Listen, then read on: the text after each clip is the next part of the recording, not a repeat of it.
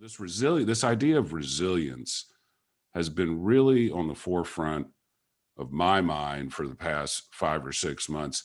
Tell us a little bit about your views on, because what you said, I think there's a lot of people that have this mistaken notion that once the pandemic's over with, we're going to have a giant world party and everything's going to go back to normal, right?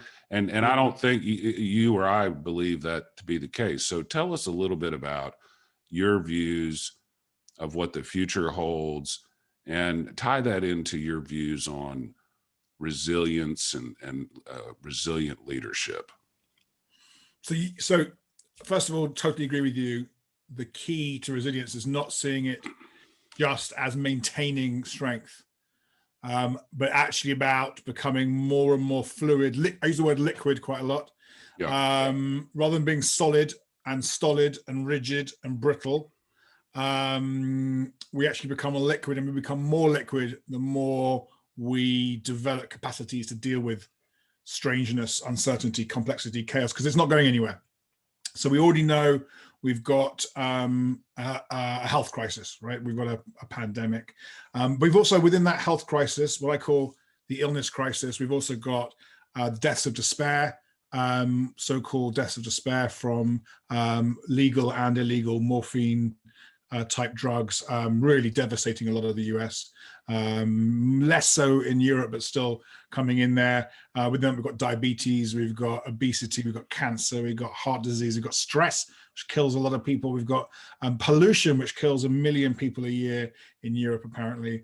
So that's all kind of an illness sort of bucket for us all to engage in. Then we've got inequality, economic inequality and poverty. In the worst of all, which is in work poverty. So people are working relentless hours. I've lived in the US. My wife is American, and I know just how many hours people work in the US. But that's people just to stay alive, just to keep above the poverty line, or even slipping down into it. That's a real challenge. We've got sort of industrial, post-industrial problems, climate change, pollution, these kind of things. And then we've got political crisis, identity crisis, the wars of culture about what to believe, who to believe, how to believe, what belief actually is.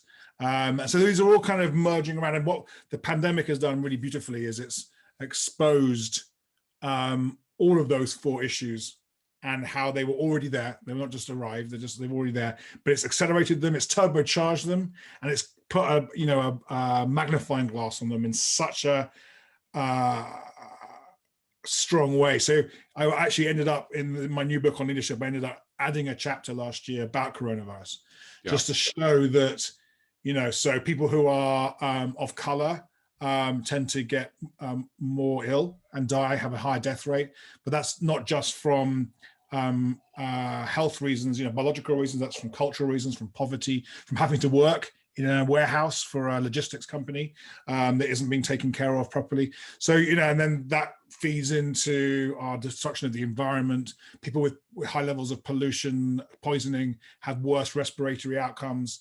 So you can see within this pandemic, I called it once recently, it's kind of like a Netflix reality show for people who like systems thinking and futuring, because it's like every day you're getting like another installment of how the world works right now, like right up to the storming of the Capitol. It's like, literally it's like a movie. It's like the greatest sort of documentary movie ever made about how human beings are in a sort of industrial world or post-industrial world. So it's been incredible. It's an incredible learning experience for those of us who are what's the word, passing it for the learnings, leadership learnings. It's unbelievable to me. I've swung back and forth, Nick, on the pendulum between being despondent about the human condition to being exhilarated about the human condition. And you're right.